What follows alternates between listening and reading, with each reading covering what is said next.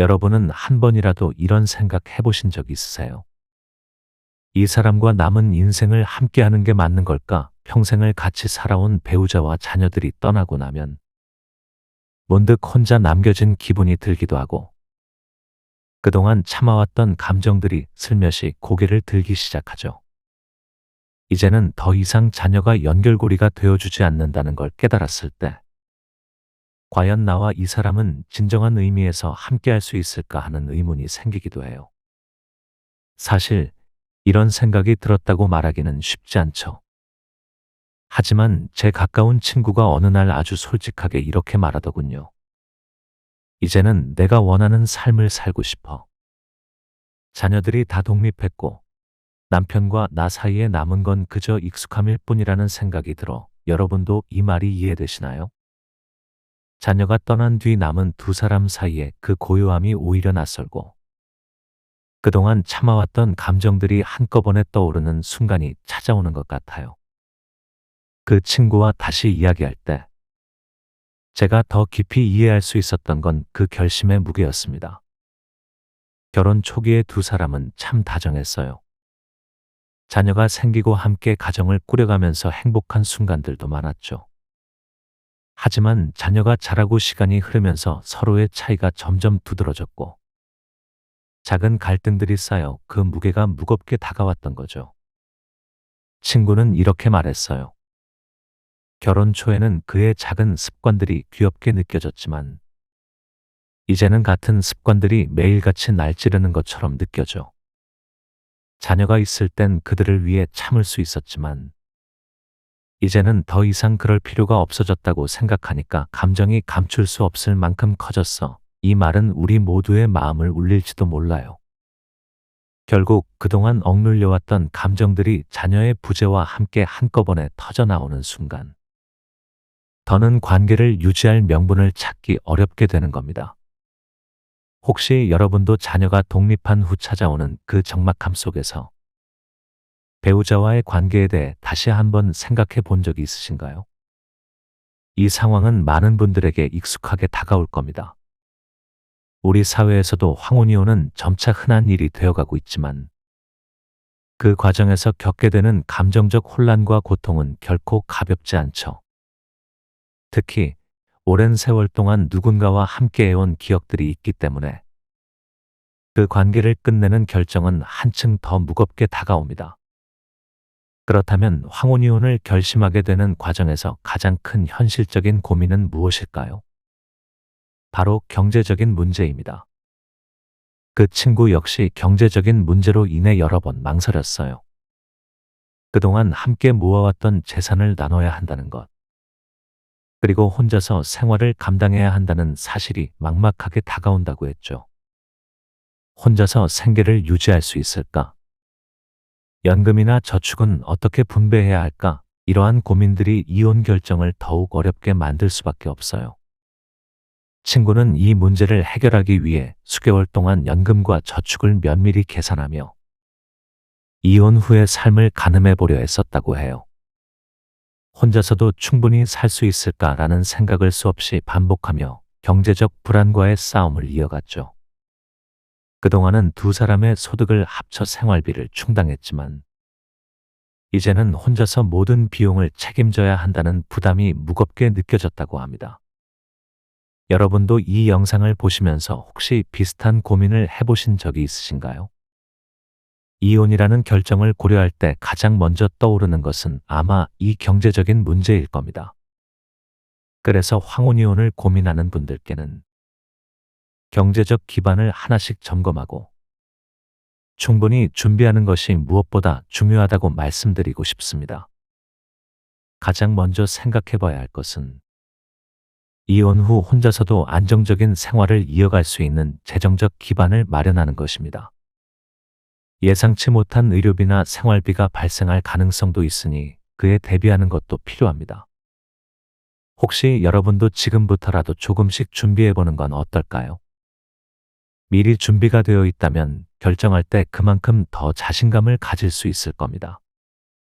황혼이혼에서 경제적인 문제만큼이나 중요한 부분이 바로 정서적인 공백입니다. 몇십 년을 함께해온 배우자와의 결별은 생각보다 훨씬 깊은 감정적 충격을 남길 수 있어요. 제가 아는 또 다른 친구는 이혼 후 처음에는 혼자만의 자유로운 삶을 기대하며 즐거워했지만 시간이 지나면서 외로움과 고독감이 점점 커졌다고 해요. 매일같이 함께 있던 사람이 사라지면서 생기는 공허함이 아주 깊게 다가왔죠. 그 친구는 처음에는 이제야 진짜 자유다라는 생각에 기뻤지만 막상 혼자가 되자 그동안 잊고 있었던 상실감이 물밀듯 밀려들었다고 해요. 여러분도 혹시 이혼 후에 외로움이 두려우신가요? 그렇다면 이혼을 준비하는 과정에서 정서적인 지원이 필요하다는 점을 꼭 기억해 두시면 좋겠습니다. 정서적인 준비는 홀로서기를 위한 중요한 요소 중 하나예요. 정서적인 공백을 채우기 위해 새로운 사회적 관계를 만들어가는 것도 큰 도움이 될 수 있습니다. 새로운 사람들과의 관계는 새로운 시각과 에너지를 불어넣어 줄 수 있죠. 친구는 이혼 후 지역 모임이나 취미 활동에 나가면서 조금씩 자신의 시간을 채워갔다고 합니다. 저는 그 친구의 이야기를 들으면서 참 많은 것을 느꼈어요. 혼자가 된다는 것은 비록 외로울 수 있지만 그만큼 스스로에게 집중할 수 있는 기회가 될 수도 있다는 겁니다. 혹시 여러분도 이혼 후 새로운 사람들과의 관계를 만들어가고 싶은 생각이 드시나요?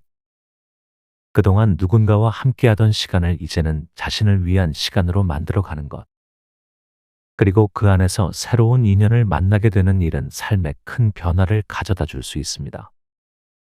지금까지 늘 옆에 있던 사람 없이도 스스로를 지탱해 나가는 힘을 기르는 과정은 결코 쉽지 않지만 그만큼 가치 있는 경험이 될 것입니다.